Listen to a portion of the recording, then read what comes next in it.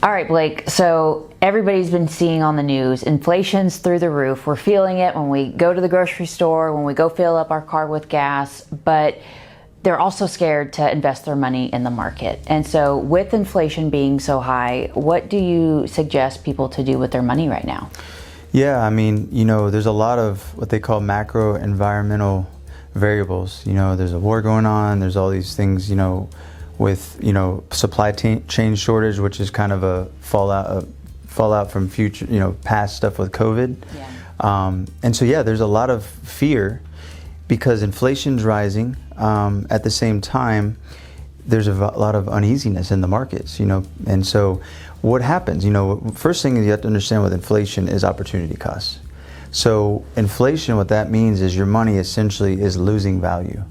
And so if it's 7%, and all of a sudden you go a year by and you have $10,000 in the bank, now it's worth $9,300, $700 less. So that's how inflation works. And opportunity costs, the definition of that is the cost that is associated with the future opportunities that you're missing out on. So to your point with the stock market and things like that being, all over the map to a degree, there's only a few options. You've got, number one, you can put your money in the bank, which is FDIC insured. That's going to pay you a 0.25% or something like that. You can do bonds, which the interest rates are kind of climbing a little bit.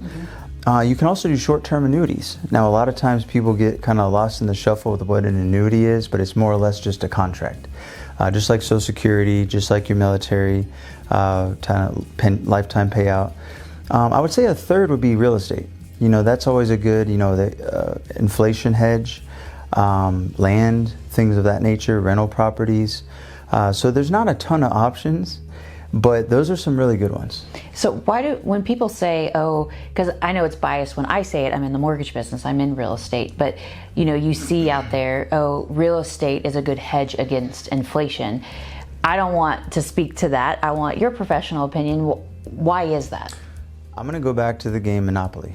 Okay, so it's my wife's favorite game. She's really good at it. She always beats us. Even though I'm a financial advisor, she still beats us at it.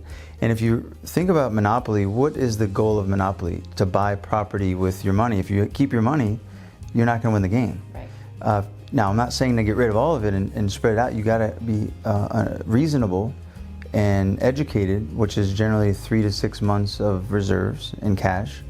But you do Monopoly because you own it.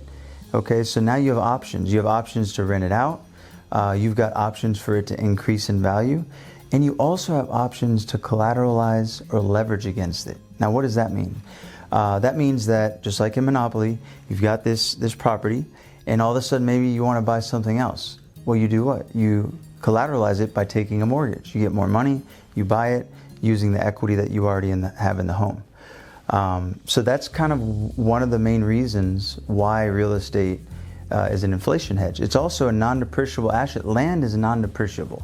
Now, if you talk about real estate with a home built on it, or that isn't always the case, like the bubble and things like that. But land, and for the most part, you just kind of have to look at the writing on the wall, especially if you're looking at buying real estate. Look what's going on around it. If there's roads going in, that's kind of a telltale sign.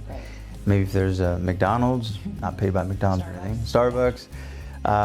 You got to understand, and those are very big corporations that do what they call feasibility studies. So just kind of follow those trends. Got it. Well, thanks for tuning in. Until next time with Blake, and thanks for joining.